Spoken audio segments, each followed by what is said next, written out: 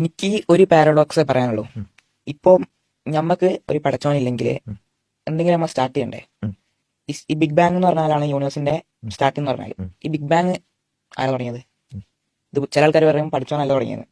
ആ പഠിച്ചോൻ അല്ലെങ്കിൽ തുടങ്ങിയത് ബിഗ് ബാങ് തുടങ്ങിയ സാധനം ആരാ തുടങ്ങിയത്? അപ്പോ ഫസ്റ്റ് എന്തായാലും തുടങ്ങിയ ഒരാൾ വേണം. ദൈവമുണ്ട് എന്ന് വാദിക്കുന്നവർ കാലങ്ങളായി പറയുന്ന ഒരു കാര്യമാണിത്. അതായത് ഈ ബിഗ് ബാങ് ആരാ തുടങ്ങിയത്, യൂണിവേഴ്സ് ആരാ ക്രിയേറ്റ് ചെയ്തത്, ഇത്രയും കോംപ്ലക്സ് ആയിട്ടുള്ള യൂണിവേഴ്സ് ഒക്കെ തന്നെ അങ്ങ് ഉണ്ടാകുമോ എന്നത്. ഏറ്റവും പോപ്പുലർ ആയ സയൻസ് പുസ്തകങ്ങളിൽ ഒന്നായ കാൾ സാഗന്റെ കോസ്മോസിൽ അദ്ദേഹം ഇതിന് ഉത്തരം തരുന്നുണ്ട്. അതേതാണ്ട് ഇങ്ങനെയാണ്: ഇത്രയും കോംപ്ലക്സ് ആയിട്ടുള്ള ഈ പ്രപഞ്ചം ദൈവമില്ലാതെ ഉണ്ടാകില്ല എന്ന് നിങ്ങൾ പറയുമ്പോൾ അപ്പൊ ആ ദൈവം അതിലും എത്രയോ അധികം കോംപ്ലക്സ് ആയിരിക്കണ്ടേ? അപ്പൊ അത്രയും കോംപ്ലക്സ് ആയിട്ടുള്ള ആ ദൈവത്തെ ആര് സൃഷ്ടിച്ചു എന്ന ചോദ്യം അവിടെ ബാക്കി വരില്ലേ?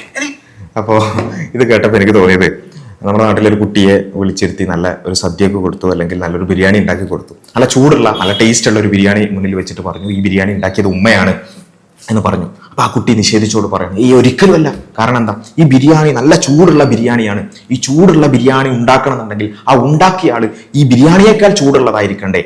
ഉമ്മാനെ നോക്കുമ്പോൾ ഉമ്മ അത്ര ചൂടൊന്നുമില്ല എന്ന് പറയുന്നത് പോലെയാണ് ഈ വർത്താനം എന്ന് പറയുന്നത്. ഒന്ന് ആലോചിച്ച് നോക്കുക, ബിരിയാണി എന്ന് പറയുന്നത് ഫുഡ് ഐറ്റം ആണ്. അതിന്റെ ക്യാരക്ടറിസ്റ്റിക്സ് തന്നെ ഈ ഫുഡ് ഐറ്റം ഉണ്ടാക്കിയ ആൾക്കും വേണം എന്ന് പറയുന്നതിന് ലോജിക്കൽ കണക്ഷൻ ഇല്ല. ഇത് രണ്ടും വെവ്വേറെയാണ്. ഇതുപോലെയാണ് പ്രപഞ്ചം കോംപ്ലക്സ് ആണ്. ആ പ്രപഞ്ചം കോംപ്ലക്സ് ആണ് എന്നുള്ളത് കൊണ്ട് അതിനെ ഉണ്ടാക്കിയ ദൈവത്തിന് അതിനേക്കാൾ കോംപ്ലക്സിറ്റി വേണം എന്നുള്ളതിന് ഒരു ലോജിക്കൽ കണക്ഷനും ഇല്ല. ലോജിക്കൽ കണക്ഷൻ ഉണ്ടെങ്കിൽ ആദ്യം ആ കണക്ഷൻ പ്രൂവ് ചെയ്തിട്ടാണ് ഈ ആർഗ്യുമെന്റ് പറയുന്നത്. ആരെങ്കിലും എഴുതി എന്നുള്ളത് കൊണ്ട്, പോപ്പുലർ സയൻസിൽ ഏതെങ്കിലും ഒരാൾ എഴുതി എന്നുള്ളത് കൊണ്ട് അതൊരു ലോജിക്കലായ ഒരു ആർഗ്യുമെന്റ് ആവില്ല. അതുകൊണ്ട് ആദ്യം ചെയ്യേണ്ട ഒരു കാര്യം എന്താ വെച്ചാൽ, ഇങ്ങനെ ഒരു കോംപ്ലക്സ് ആയ ഒരു പ്രപഞ്ചത്തെ ഉണ്ടാക്കണം എന്നുണ്ടെങ്കിൽ ആ ദൈവം അതിനേക്കാൾ കോംപ്ലക്സ് ആയിരിക്കണം എന്നുള്ളതിൽ എന്ത് ലോജിക്കൽ കണക്ഷനാണ് ഉള്ളത്? നമുക്കാർക്കും അങ്ങനെ ഒരു വാദമില്ല. കോംപ്ലക്സ് ആയ പ്രപഞ്ചത്തെ ഉണ്ടാക്കാൻ അതിനേക്കാൾ കോംപ്ലക്സ് ആയ ദൈവമാണ്. ആദ്യം ഈ കോംപ്ലക്സ് എന്താണെന്ന് ഡിഫൈൻ ചെയ്യണം. പാർട്സ് കൂടിച്ചേരുന്നത് എന്ന നിലക്കാണെന്നുണ്ടെങ്കിൽ ദൈവം കോംപ്ലക്സ് ആണ് എന്ന് ദൈവവിശ്വാസികൾ എന്തായാലും എന്ത് ചെയ്യുന്നില്ല, അങ്ങനെ വാദിക്കുന്നില്ല. പിന്നെ ഇവരായിട്ട് ഉണ്ടാക്കുകയാണെന്ന് ഇങ്ങനെ ഒരു കാര്യം ഉണ്ടാക്കി അതിനു വേണ്ടി ആ ഒരു സ്ട്രോമാനെ ആക്രമിക്കുകയാണ് ചെയ്യുന്നത്. അപ്പൊ അതുകൊണ്ട് ആദ്യം ആ ലോജിക്കൽ കണക്ഷൻ എസ്റ്റാബ്ലിഷ് ചെയ്യുക, അതിനുശേഷം ഇമാതിരിയുള്ള ചോദ്യങ്ങൾ ചോദിക്കുക എന്നുള്ളതാണ് ഒന്നാമത്തെ ഒരു കാര്യം. പിന്നെ രണ്ടാമത്തെ ചോദ്യം എന്താ വെച്ചാൽ സ്ഥിരം ചോദ്യമാണ്. അങ്ങനെയാണെങ്കിൽ ദൈവത്തെ ആര് സൃഷ്ടിച്ചു, ആരുണ്ടാക്കി എന്നുള്ളൊരു ചോദ്യം. അത് നമ്മൾ ആ ഒരു ചെറിയൊരു റീലിനാണ് അദ്ദേഹം റിയാക്ട് ചെയ്തത്. ആ റീല് തന്നെ ഒരു 3 സെക്കൻഡ് അപ്പുറത്തേക്ക് ആക്കിയിട്ടുണ്ടെന്നുണ്ടെങ്കിൽ അതിനുള്ള ഉത്തരവും അതിൽ തന്നെ ഉണ്ടായിരുന്നു. അത് നമ്മൾ തന്നെ അതിൽ പറയുന്നത് ആ ഇൻഫിനിറ്റ് റിഗ്രസ് എന്ന് പറയുന്ന പ്രോബ്ലത്തിന്റെ പ്രശ്നം. അതുകൊണ്ടാണ് നമ്മൾ ദൈവമുണ്ട് എന്ന ഒരു വാദമായിക്കൊണ്ട് ഈ ഒരു കാര്യം പറയുന്നത്. അതായത് ബേസിക്കലി നമ്മൾ പറയുന്നത് കോംപ്ലക്സിറ്റി ഉള്ളത് സൃഷ്ടിക്കാൻ അതിനേക്കാൾ കോംപ്ലക്സ് ആയ ഒന്ന് വേണം, അതുകൊണ്ട് ദൈവം ഉണ്ട് എന്ന ഒരു വാദമല്ല നമ്മൾ പറയുന്നത്. മറിച്ച് ഈ പ്രപഞ്ചത്തെ നമ്മൾ പരിശോധിച്ച് നോക്കിയാൽ കോസാലിറ്റി നമുക്ക് കാണാൻ സാധിക്കും. എല്ലാത്തിനും പിന്നിൽ ഒരു കോസ് ഉണ്ടാവണം, അല്ലെ? എന്ത് സംഭവിക്കണം എന്നുണ്ടെങ്കിൽ അതിന് പിന്നിൽ ഒരു കാരണം ഉണ്ടാകണം. ആ ഒരു കാരണത്തിന്റെ ചെയിൻ ഇൻഫിനിറ്റ് ആയിട്ട് റിഗ്രസ് ചെയ്യാൻ പാടില്ല. ഇതാണ് നമ്മുടെ ആർഗ്യുമെന്റിന്റെ കോർ എന്ന് പറയുന്നത്. ഇൻഫിനിറ്റ് ആയിട്ട് പോയാൽ ഈ കാരണങ്ങളുടെ ചെയിൻ ഇൻഫിനിറ്റ് ആയിട്ട് റിഗ്രസ് ചെയ്ത് പോയാൽ കാര്യം നടക്കില്ല.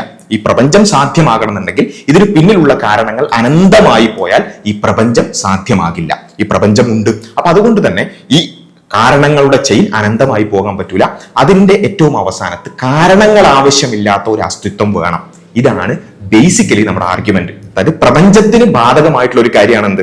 പ്രപഞ്ചത്തിന്റെ എന്ത് കാര്യവും അതിനൊരു കാരണം പിന്നിൽ ആവശ്യമാണ്. ആ കാരണങ്ങളുടെ ചെയിന് നമുക്ക് ഇങ്ങനെ കാണാൻ സാധിക്കും. അത് അനന്തമായിട്ട് പോവുകയാണെന്നുണ്ടെങ്കിൽ പ്രപഞ്ചം സാധ്യമാകില്ല. അതാണ് ഹെഗൽ പറഞ്ഞിട്ടുള്ളത്. അതിങ്ങനെ പിന്നാലെ പോയാൽ ആ ഒരു ഇൻഫിനിറ്റ് റിഗ്രസ് എന്ന് പറയുന്നത് നമുക്ക് എന്ത് ചെയ്യാൻ പറ്റില്ല. ലോജിക്കലി ഈ പ്രപഞ്ചം സാധ്യമാകുന്ന രൂപത്തിലേക്ക് വിശദീകരിക്കാൻ സാധ്യമല്ല. അപ്പൊ പിന്നെ ഈ പ്രപഞ്ചത്തിന് ബാധകമായ ക്യാരക്ടറിസ്റ്റിക്സ് ദൈവത്തിന് ബാധകമല്ല. കാരണം എന്താ? ഇത് ലോജിക്കലി പോസിബിൾ ആകണമെങ്കിൽ തന്നെ കാരണങ്ങൾ ആവശ്യമില്ലാത്ത ഒരു അസ്തിത്വം അവസാനം വേണം. ആ കാരണങ്ങൾ ആവശ്യമില്ലാത്ത എന്ന് വെച്ചാൽ വേറെ ആരും സൃഷ്ടിക്കേണ്ടതില്ലാത്ത ഒരു അസ്തിത്വം അവസാനം വേണമെന്നാണ് നമ്മൾ പറയുന്നത്. അതാണ് ലോജിക്. ആ കാരണങ്ങൾ ആവശ്യമില്ലാത്ത, മറ്റാരും സൃഷ്ടിക്കേണ്ടതില്ലാത്ത, ഉണ്ടായതല്ല ദൈവം ഉണ്ട്.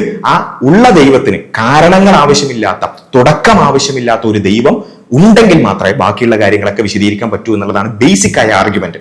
അപ്പൊ കാരണങ്ങൾ ആവശ്യമില്ലാത്ത ദൈവത്തിന്റെ കാരണം എന്താന്ന് ചോദിക്കുകയാണെന്നുണ്ടെങ്കിൽ അതിന് ചില്ലറ വിവരക്കേട് പോലല്ലോ. അപ്പൊ അതുകൊണ്ടാണ് ദൈവത്തെ ആര് സൃഷ്ടിച്ചു എന്ന് ചോദ്യം എന്ന് പറയുന്നത് ഈ ആർഗ്യുമെന്റ് മനസ്സിലാക്കാത്തത് കൊണ്ടാണ്.